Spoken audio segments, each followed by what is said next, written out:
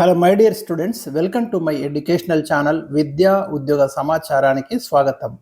Daily GK and current అఫైర్స్లో ఇవాళ 432 వీడియోలో ఉన్నాం. ఈరోజు ఈ వారంలో ఉన్నటువంటి చాలా ముఖ్యమైన టాపిక్స్ మనం ఇక్కడ డిస్కస్ చేయబోతున్నాం. ఇలాంటి ఇంపార్టెంట్ అప్డేటెడ్ ఇన్ఫర్మేషన్ కోసం మీరు ఛానల్ని తప్పకుండా సబ్స్క్రైబ్ చేసుకోండి. ఎవరైతే పోటీ పరీక్షలకు ప్రిపేర్ అవుతున్నారో ఖచ్చితంగా మీరు రెగ్యులర్గా ఫాలో కండి. మీకు వివిధ రకాల ఉద్యోగ నోటిఫికేషన్లు, కరెంట్ అఫైర్స్, జనరల్ నాలెడ్జ్ ప్రతిదీ కూడా అప్డేటెడ్ ఇవ్వడం జరుగుతుంది ఈ ఛానల్ ద్వారా. సో ఇక లేట్ చేయకుండా ఈరోజు మనం క్వశ్చన్స్ అయితే డిస్కస్ చేద్దాం. చాలా ముఖ్యమైన ప్రశ్నలు ఇక్కడ ఉంటాయండి. క్వశ్చన్ నెంబర్ 1 వచ్చేసి మనకి 2026 అంతర్జాతీయ యోగా దినోత్సవం థీమ్ ఏమిటి? ఏదైనా కానివ్వండి, ముఖ్యమైన దినోత్సవాలు వాటిని జరుపుకుంటున్నప్పుడు వాటి యొక్క థీమ్ మీద కూడా మీరు కాన్సన్ట్రేషన్ చేయండి. గతంలో మీరు గమనిస్తే కాంపిటేటివ్ ఎగ్జామ్స్లో ఆ కోణంలో మనకు ప్రశ్నలు ఉన్నాయి. కాబట్టి ముఖ్యమైన దినోత్సవం ఏ తేదీన జరుపుకుంటున్నాం, దాని ప్రాధాన్యత ఏంటి, మొట్టమొదటిసారిగా ఎప్పుడు జరుపుకున్నారు, ఇలాంటి వాటి మీద ఫోకస్ చేయండి. ఇక 2026 అంతర్జాతీయ యోగా దినోత్సవం థీమ్ వచ్చేసి మనకి ఆరోగ్యకరమైన వృద్ధాప్యం కోసం యోగా ఫర్ హెల్దీ ఏజింగ్ అనేది ఈ థీమ్ అండి. ఇక యోగా దినోత్సవం మీ అందరికీ తెలుసు. ప్రతి సంవత్సరం జూన్ 21ని మనము యోగా దినోత్సవంగా జరుపుకుంటున్నాం. జూన్ 21 అండి. 2015లో మొట్టమొదటి యోగా దినోత్సవాన్ని మనం జరుపుకున్నామండి. యోగా అనగానే మీకు భారతదేశంలో పతంజలి గుర్తుకు రావాలి. పతంజలి యోగ సూత్రాలను ప్రతిపాదించడం అనేది జరిగింది. సో అదేవిధంగా జూన్ 21 సుదీర్ఘమైన పగటి సమయం ఉన్నటువంటి తేదీ కూడా జూన్ 21 అండి. అదే జూన్ 21ని మనం అంతర్జాతీయ ప్రపంచ సంగీత దినోత్సవంగా కూడా జరుపుకుంటాం. అది కూడా చాలా ఇంపార్టెంట్ అండి ఈ దినోత్సవానికి సంబంధించి. క్వశ్చన్ నెంబర్ 2, మెటా కంపెనీ వ్యవస్థాపకుడు ఎవరు? మెటా మనకి ఇప్పుడు వాట్సాప్ కానివ్వండి, ఫేస్బుక్ ఇవన్నీ కూడా మెటా యాజమాన్యం కిందనే ఉన్నాయండి. ఈ మెటా వ్యవస్థాపకుడు ఎవరంటే మార్క్ జుక్కర్బర్గ్ అండి. ఫేస్బుక్ యొక్క వ్యవస్థాపకుడు కూడా మార్క్ జుక్కర్బర్గ్. ఇది ప్రీవియస్ క్వశ్చన్ కూడా గమనించండి. క్వశ్చన్ నెంబర్ 3, వాట్సాప్ గ్లోబల్ సిఇఓగా ఎవరు నియమితులయ్యారు? వాట్సాప్ మనం డైలీ ఉపయోగించేటటువంటి ఒక సామాజిక మాధ్యమము వాట్సాప్, సోషల్ మీడియా. సో దీనికి గ్లోబల్ సిఇఓగా రీసెంట్గా ఒక ఇండియన్ అపాయింట్ అయ్యాడు, కునాల్ షా. ఇతనైతే 2026 జూన్ వెరీ రీసెంట్గా అపాయింట్ కావడం జరిగిందండి. ఇది కూడా గుర్తుంచుకోండి. క్వశ్చన్ నెంబర్ 4, తేదీ 21 జూన్ 2026న భారత ప్రధానమంత్రి నరేంద్ర మోదీ కోల్కత్తాలో భారత నౌకాదళంలోకి ప్రవేశపెట్టిన 3 యుద్ధ నౌకలు ఏవి? చాలా ఇంపార్టెంట్ అండి. ఇవి 3 నావల్ షిప్స్ని కమిషన్ చేయడం జరిగింది. ఎక్కడంటే మన కోల్కత్తాలో శ్యామ్ ప్రసాద్ ముఖర్జీ పోర్టు. ఇది కూడా గుర్తుంచుకోండి, లొకేషన్ ఎక్కడ ఉంది అంటాడు. సో మనకి ఇక్కడ ఈ 3 వచ్చేసి ఐఎన్ఎస్ అగ్రయ్ అండి. ఒకటి ఇదేమో జలాంతర్గామి విధ్వంసక నౌక. 2 ఐఎన్ఎస్ దునగిరి అండి, ఇది అత్యాధునిక స్టెల్త్ యుద్ధ నౌక. 3 ఐఎన్ఎస్ సంశోధకు, ఇదేమో సర్వే నౌక, హైడ్రోగ్రాఫిక్ సర్వే. ఇవి మీకు ఇట్లా ఇచ్చేసి ఇటు ఇచ్చేసి మ్యాచ్ ది ఫాలోవింగ్ అంటాడండి. ఏది ఏ రకానికి చెందింది, ఆ టైప్ క్వశ్చన్స్ ఉంటాయి. కాబట్టి మీరైతే చూసుకోండి, చాలా ఇంపార్టెంట్. క్వశ్చన్ నెంబర్ 5, ఇటీవల సొలిసిటర్ జనరల్గా ఎవరి పదవీ కాలాన్ని 3 సంవత్సరాలు పొడిగించారు? రీసెంట్గా మనకు తుషార్ మెహతా సొలిసిటర్ జనరల్గా ప్రజెంట్ ఉన్నాడండి. ఇతని యొక్క పదవీ కాలాన్ని ఇంకా 3 years అయితే ఎక్స్టెండ్ చేయడం అనేది జరిగింది. ఇప్పుడు మీకు అటార్నీ జనరల్ గురించి విని ఉంటారు కదా. భారత రాజ్యాంగంలోని ఆర్టికల్ 76 ప్రకారము అటార్నీ జనరల్ని అపాయింట్ చేస్తారండి.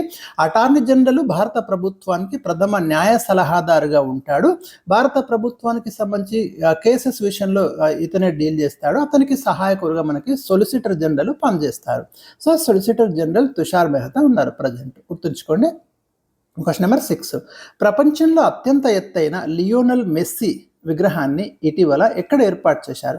ప్రపంచంలో ఫుట్బాల్ క్రీడ అనగానే మీకు మెస్సీ గుర్తుకొస్తాడండి. ఈ మెస్సీ అర్జెంటీనాకు చెందినటువంటి ఫుట్బాల్ క్రీడాకారుడు. ఇతని యొక్క విగ్రహాన్ని, అంటే ఇది ప్రపంచంలోనే అత్యంత ఎత్తైన మెస్సీ విగ్రహం. అన్ని విగ్రహాలలోకి వెళ్ళేది కాదు, మెస్సీ విగ్రహాలు చాలా చోట్ల ఉన్నాయి. కోల్కతాలో కూడా మెస్సీ విగ్రహం ఏర్పాటు చేశారు రీసెంట్. సో అట్లా మీకు ఎత్తైంది ఎక్కడ అంటే న్యూక్వెన్ ప్రావిన్స్ అండి, అర్జెంటీనా దక్షిణ అమెరికా ఖండానికి చెందినటువంటి దేశము. దీని యొక్క రాజధాని వచ్చేసి మనకు బ్యూనాస్ ఎయిర్స్ అండి. దీని ఎత్తు 26 మీటర్ల ఎత్తుంది. 2022లో మీకు ఖతార్లో వరల్డ్ కప్ ఫుట్బాల్ జరిగినప్పుడు అర్జెంటీనా విజయంలో మెస్సీ చాలా కృషి చేశాడు ఆ ప్రపంచ కప్ సాధించడంలో. Question number 7. 2026 జూన్ 24న ఏ దేశంలో భారీ భూకంపం సంభవించింది? వెరీ రీసెంట్ అండి, చాలా చాలా ముఖ్యమైనది. మనకు వెనిజులా అండి. వెనిజులా మళ్ళీ లొకేషన్ ఎక్కడ ఉంది అంటే మనకు మీరు చూడండి, ఇది దక్షిణ అమెరికా ఖండం అయితే మీకు ఈ ఏరియాలో వెనిజులా కంట్రీ అయితే వస్తుందండి. సో ఈ వెనిజులా రాజధాని వచ్చేసి మనకు కారాకస్ అండి. ఈ రాజధానికి సమీపంలోనే ఈ భూకంపం అనేది సంభవించింది. లాగుయేరా ముఖ్యంగా చాలా నష్టపోయినటువంటి ప్రాంతం అండి. ఇక్కడ మీకు భూకంప తీవ్రత చూస్తే 7.2 ఒక భూకంపం వచ్చింది, 7.5తో ఒక భూకంపం వచ్చింది. రెక్టర్ స్కేల్తో కొలుస్తారండి భూకంప తీవ్రతను. సో 7 దాటిందంటే అది చాలా సివియర్ ఎర్త్క్వేక్గా మనం గమనించాలి. సో చాలా చాలా ఇంపార్టెంట్. ఇక భూకంపాలు సంభవించడానికి రీజన్ మీ అందరికీ తెలుసు. మనకి ఈ భూమి ఏదైతే ఉందో, మనకి భూమి పై పొరను మనం క్రస్ట్ అంటాం కదా, దాని కింద మాంటెల్, దాని కింద తర్వాత కోర్ అనే పార్ట్స్ ఉంటాయండి. ఈ క్రస్ట్ ఏదైతే ఉందో, ఈ క్రస్ట్ అనేది అనేక ప్లేట్స్గా విభజించబడి ఉంటుందండి. ఈ ప్లేట్స్ని మనం టెక్టానిక్ ప్లేట్స్ అంటాము. ఈ ప్లేట్స్ హారిజాంటల్గా కదులుతున్నప్పుడు జరిగేటటువంటి రాపిడి, ఘర్షణ, ఒత్తిడి వల్లనే ఈ భూకంపాలు అనేవి మనకి సంభవిస్తూ ఉంటాయి. గుర్తుంచుకోండి. Question number 8. వెనిజులా భూకంప బాధితులను ఆదుకోవడానికి భారతదేశం చేపట్టిన ఆపరేషన్ పేరేమిటి? చాలా చాలా ముఖ్యమైన ప్రశ్న అండి ఇది. డెఫినెట్గా మనం ఎక్స్పెక్ట్ చేయొచ్చు క్వశ్చన్ అయితే. సో వెనిజులా భూకంప బాధితులను ఆదుకోవడానికి భారతదేశం చేపట్టిన ఆపరేషన్ వచ్చేసి ఆపరేషన్ అమిస్టాడ్ అండి. అమిస్టాడ్ అంటే మనకు స్పానిష్ భాషలో స్నేహం అనే అర్థం ఉందండి, ఫ్రెండ్షిప్ అనే అర్థం ఉంది. ఎందుకంటే వెనిజులా యొక్క అఫీషియల్ లాంగ్వేజ్ కూడా మనకు స్పానిష్ అండి, గుర్తుంచుకోండి. Question number 9. ఆపరేషన్ సింధూర్లో ప్రయోగాత్మకంగా ఉపయోగించిన భారత వైమానిక దళంలోని గగనతల ముందస్తు హెచ్చరిక వ్యవస్థ పేరేమిటి? చాలా ముఖ్యమైన ప్రశ్న అండి ఇది. మన స్వదేశీ టెక్నాలజీతో మనము నేత్ర అనే ముందస్తు గగనతల హెచ్చరిక వ్యవస్థను డిజైన్ చేసుకున్నాం మనం. చాలా ముఖ్యమైనది. దీన్ని ఎగిరే రాడార్ అంటున్నాం. అంటే మనకు శత్రు దేశం నుంచి వచ్చే క్షిపణులు కానివ్వండి, డ్రోన్స్ కానివ్వండి, వాటిని ముందస్తుగా ఇది ఐడెంటిఫై చేసి మనకైతే హెచ్చరిక జారీ చేస్తుంది. అందుకే దీన్ని ఆకాశ రాడార్ అంటున్నారు. ఇది ఇండియా యొక్క మొట్టమొదటి indigenous air borne early warning and control system అండి. Question number 10. తెలంగాణలో ఎస్ఐఆర్ ఎప్పుడు మొదలైంది? మనకి ఇది స్పెషల్ ఇంటెన్సివ్ రివిజన్ అంటున్నామండి. అంటే మనకి ఓటర్ లిస్ట్ యొక్క ప్రక్షాళన అనుకోవచ్చండి. సో ఇది మనకు తెలంగాణలో 2026 జూన్ 25న స్టార్ట్ అయింది. ఇది మనకి తుది ఓటర్ల జాబితా వచ్చేసి 2026 అక్టోబర్ 1న దీన్ని ప్రచురిస్తారు. మొత్తం 119 తెలంగాణలో ఉన్న 119 నియోజకవర్గాలలో ఈ సర్వే అనేది మనకి జరుగుతుంది.